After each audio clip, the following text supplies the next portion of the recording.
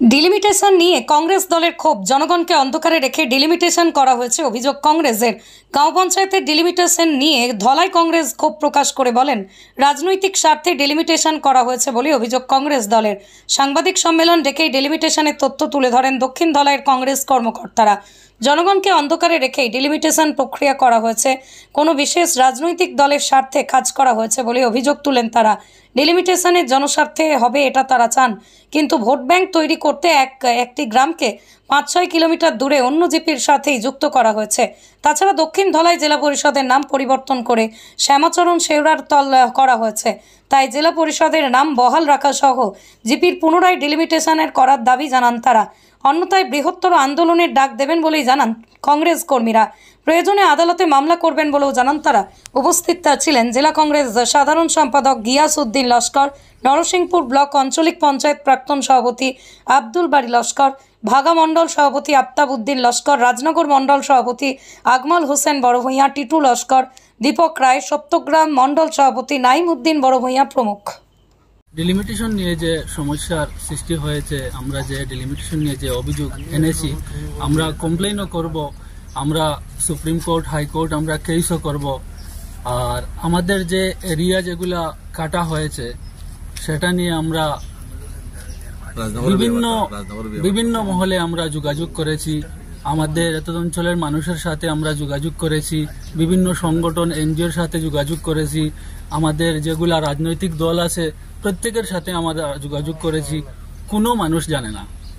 আজকে প্রত্যেক মানুষকে অন্ধকারে রেখে যেভাবে আজকে ডিলিমিটেশন যে প্রক্রিয়া সম্পূর্ণ করা হয়েছে, যে একটা খসড়া বের করা হয়েছে, সেটাতে আমরা দুঃখ প্রকাশ করি এবং আমরা সেটা মানি না। আগামী দিনে সেটার লাগিয়ে আমরা যদি কেসও করি, আমাদের সাথে জনগণ থাকবেন, কারণ জনগণের স্বার্থে হলে আমাদের কোনো আপত্তি ছিল না, থাকবেও না। আজকে দক্ষিণ দলাই থেকে আমি শুরু করি যদি, তাহলে দক্ষিণ দলাই জেলা পরিষদ যেটা নাম ছিল সেটা খুবই সুন্দর ছিল, কারণ দক্ষিণ দলাইয়ের আন্ডারে আমাদের বাগাবাজার জিপি, আমাদের সপ্তগ্রাম জিপি, আমাদের ছান্নিঘাট জিপি, আমাদের শেওড়ারতল জিপি, আমাদের রাজনগর জিপি, আমাদের জামালপুর জিপি ছিল। কিন্তু আজকে শ্যামাচরণপুর ও শেওড়ারতল জেলা পরিষদ নাম দেওয়া হয়েছে। তাতে কি বোঝা গেল, মানে শ্যামাচরণপুর ও শেওড়ারতলের আন্ডারে বাকি জিপিগুলা সুন্দর ছিল। আগে যেটা নাম ছিল আমাদের দক্ষিণ দলাই, যে নাম ছিল সেটা কিন্তু খুবই সুন্দর ছিল, দক্ষিণ দলাইয়ের আন্ডারে বাকি জিপিগুলা ছিল। কিন্তু আজকে একটা গ্রামের নাম দিয়ে কিভাবে জেলা পরিষদের নামকরণ করা হয় সেটা আমরা মানি না। কোন যুক্তিতে করা হলো, কে করলো? আজকে বিজেপির এই সেন্টিগ্রেট রাজ, যেটা আমরা সেন্টিগ্রেট রাজ বলি এটাকে, আজকের এই কুশাসন যেভাবে বিভিন্ন জিনিসে সেন্টিগ্রেট রাজ চালিয়ে যাচ্ছে, আজকে সেই সেন্টিগ্রেট রাজটাকে আমরা আপনারা দেখেন, আপনারা লোকে লিখানোর আজকে যে জামালপুর একটা পুরানা মানে নামর একটা জিপি, পুরানা এটা মানে প্রাচীন কাল থেকে এই মানে নামটা জামালপুর। এখানেও দেখো কয়েকজন মানে নিজে বুটো দাঁড়াইয়ে জিতার ক্ষমতা নাই, মানে বাঞ্চাল করিয়া যদি একটা জিপি পাওয়া যায় ওই রকম। এখানেও জামালপুর জিপিরে খাটিয়া শ্যামাচরণপুর নাম দেওয়া হয়েছে। আমরা এখানে কোনো দুঃখিত না। হিফারও এখানে জামালপুর আছে, রাজনগর আছে, তারপরে এই সাইডে একটা মানে সাইড আমরা শেওড়ারতল জিপিলটা এই তিনটা জিপিরে, দুইটা জিপিরে যদি খাটিয়া শ্যামাচরণপুর একটা জিপি মানানি হয়ে যেত, মানে 3টা মানানি হয়ে যেত, একটা বাড়ানি হয়ে যেত, এখানে আমরা আরো খুশি হইলাম। আজকে শুধু তারা স্বার্থ দেখিয়ে, কারণ তারা জানে তারা আর দিন শেষ হয়ে গেছে।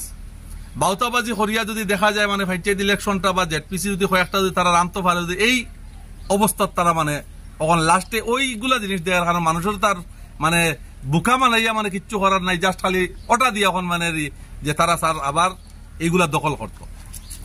কিন্তু মানুষ সজাগ।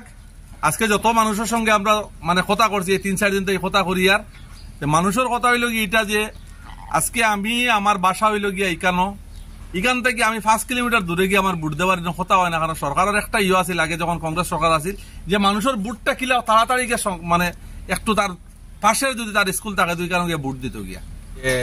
যখন বিজেপি সরকার এই আসাম আইলো, আওয়ার পরে হইল সবকা সাথ সবকা বিকাশ, মানে সবরে লইয়া চলমু।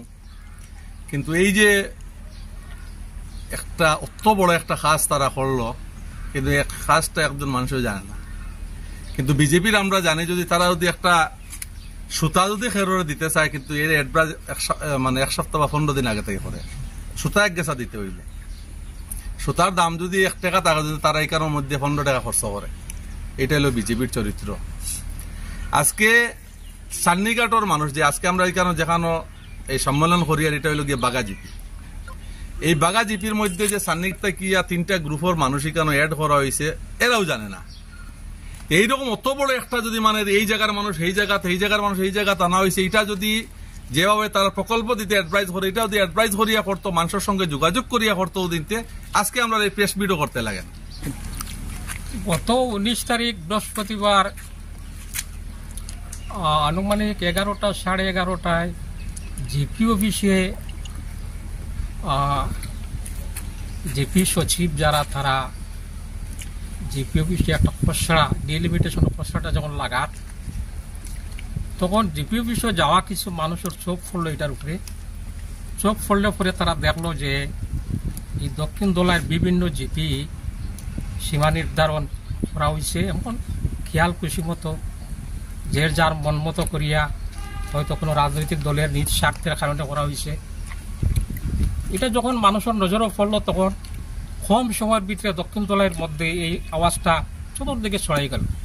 তখন মানুষের মধ্যে একটা চাপা উত্তেজনা দেখা দিল, আওয়াজ উঠিল যে ডিলিমিটেশন যদি এই কথাগুলা, এই কাজটা যদি জিপির মানুষের স্বার্থে করা হয়, জিপির জন্য করা হয়, তাহলে এটা মানুষের নিজের চোখের আড়ালে করার মানে কিতা? জিপি সচিবরা এটা যখন এই প্রশ্নটা যখন ওয়ালো লাগার, তখন এমনভাবে লাগার যাতে কোনো মানুষে এটা না জানে, জানতো না পারে এইবার। কারণ মানুষে যখন জিপি সচিবকে জিজ্ঞেস এটা কিতা, তারা বলছে